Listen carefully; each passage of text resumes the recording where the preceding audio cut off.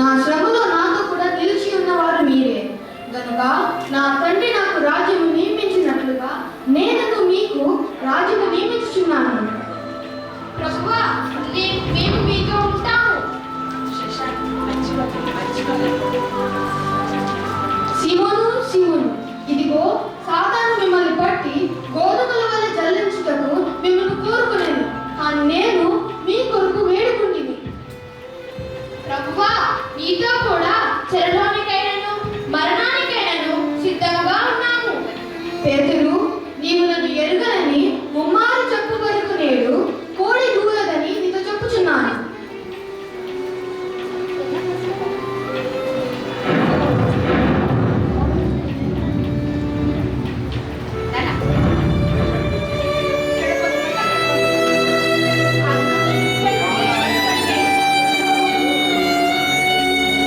యేసు ఆయన శిష్యులను ఒలీవ కొండకు వెళ్ళి, మీరు శోధనలో ప్రవేశించకున్నట్లు ప్రార్థించమని వారితో చెప్పాను.